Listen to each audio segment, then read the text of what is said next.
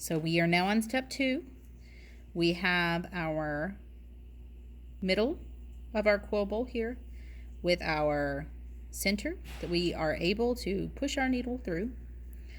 I'm not seeing any white space, and if I am, I need to make sure, if I do see white space, I need to undo the whole thing and then go back to the start, go back to step 1 and redo it, because I should see no white space. So now I'm going to take the center and I'm going to coil it over just like that.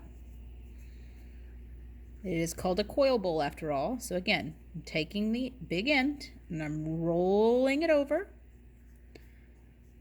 And then what I'm going to do is I'm going to hold this really tight. So I have my fingers here holding the end, and I'm holding it really tight. I'm going to come over the outside and then through the center. So I've taken it through the center here. And I'm going to pull it through and stitch my first row of the coil pot to the center. So now there is a stitch through the center of the coil pot. See? Through the center. Now, if it doesn't hold it very well, so you don't want to just stitch one time, you want to stitch 2 times. So I'm going to bring it back around again, take my needle, push it through the center, and then I'm going to pull it down so that now I have two stitches, and now you can see it stays together really well. So I see that I have a pretty big gap right here.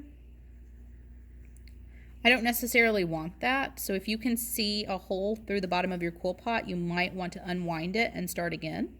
But you don't have to. We're not trying to use these to hold water, so it's not a huge need.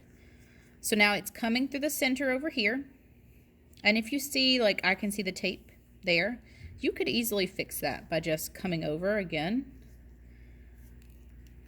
and going through the center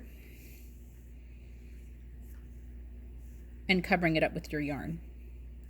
So now I'm going to take my yarn and I'm going to wind 1, 2, 3, 4, 5, 6, 7, 8, 9, 10 times around.